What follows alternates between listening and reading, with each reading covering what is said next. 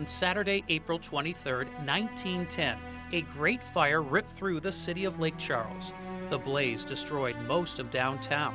109 buildings burned, including 65 homes and several churches and hotels.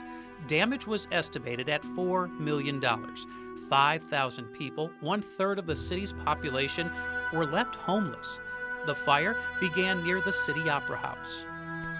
There was a fire in the back. You know, at that time people burned trash outside. And there was a hard wind blowing from the lake, gale force winds, and it just consumed the Opera House because it was heart pine and the floors had been mopped with oil to keep it clean and gleaming. Back in 1910, Lake Charles was a very progressive city. Driven by the timber and rice industry, Lake Charles bustled with electric streetcars, a modern water system, 2 telephone companies. All that progress came to a fiery halt with the burning of a half-mile stretch of town. The Lake Charles American Press reported that the flames reached like a human hand, grasping for more and ever more. All was in confusion. The Parish Courthouse, City Hall, and even the fire station located next door to City Hall burned down. The disaster made front-page news in the New York Times. Historian Linda Gill maps out the path of the Great Fire. It started in a trash pile that was behind the Lake Charles Opera House. Okay. And because the wind was blowing gale force winds, it spread fast. There were gust winds, embers were flying all over the place. How far did that fire extend? Well, initially it stopped here at Common Street, but the embers were being blown so far that one went over to the Reynolds home on the corner of Kirkman and Clarence. And burnt it down. And burned it down, even though the adjacent houses did not burn. Annabella Gorham knows the history of the Great Fire and how it affected her grandfather, prominent district judge D.B. Gorham. What happened to your grandfather's home? It was burned to the ground, but it was rebuilt on the same plot. Originally, the house had faced Kirby Street, and when they rebuilt it, I think the house looked just the same, but it faced Hodges Street.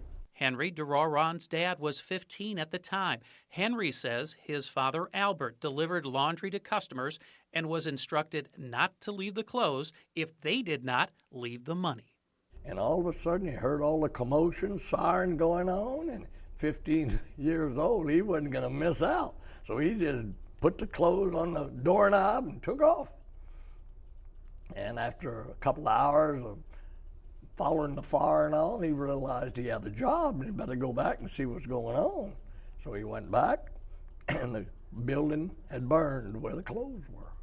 So he was real worried. He was really in trouble now. No clothes and no money for him. So he knew he was going to lose his job. So when he got back to where his office, where the place was that he worked, it had burned too. So he felt so good he wasn't in trouble. On the first Tuesday of each month, the Southwest Genealogical and Historical Library hosts a program called Tidbits of History. April's topic focused on the 100th anniversary of the Great Fire.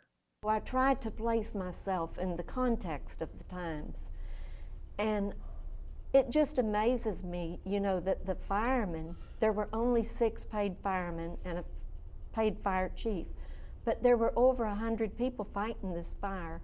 And it was so intense. You know that must have choked them. At some points, they were fighting behind blankets that had been soaked in water. At the Opera House, when they aimed the water at the Opera House, it came down as steam because the fire was so intense. It's said that the Christian church took their piano. They had a new piano or maybe an organ, I'm not sure. But they took it out of the building in an effort to save it because, you know, this was a treasure. They had just purchased it. It burned. It would have been insured if it had been in the building, but it was not in the building, so it was not covered. It burned out in the street? Right. Luckily, no one died because of the blaze, but Adley Cormier with the Historic Preservation Society says one person perished, indirectly due to the disaster. The jail also burned down in this great fire. And the sheriff, who was a Reed at the time, of course most of the sheriffs in Calcasieu Parish were last named Reed, decided to take the prisoners into his own home. And for about a year, the prisoners stayed up in his attic.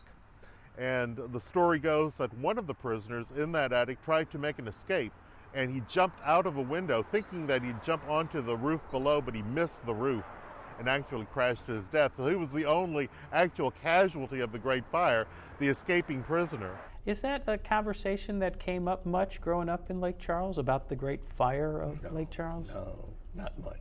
Except when you needed some records at the courthouse. The excuse was it burned in the fire. No matter what it was burned in the fire. Anything before, what, 1910? Gone. Yeah.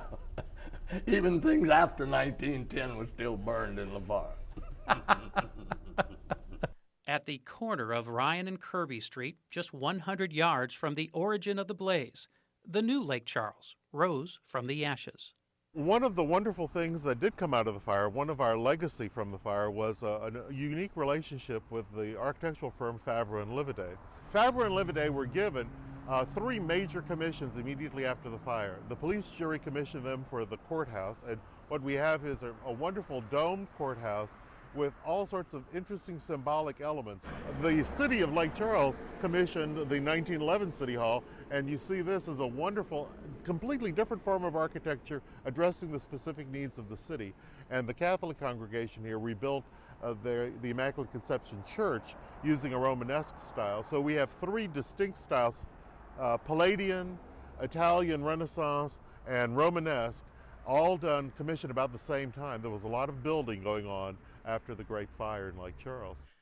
Surprisingly, the Great Fire is not widely known, but this month there are several events that will recognize and rekindle that story and the meaning it holds to present-day Lake Charles. We're essentially celebrating the grit and determination of the pioneer families and businesses that chose to rebuild on the ashes of Lake Charles. And I think it sets a tone for recovery in general. You can choose to abandon it, or you can choose to rebuild and rebuild it stronger, better, and rebuild it for the ages. And I think that's perhaps the lesson of the Great Fire, is that tragedy sometimes gives you that clean slate upon which to build anew and to build right.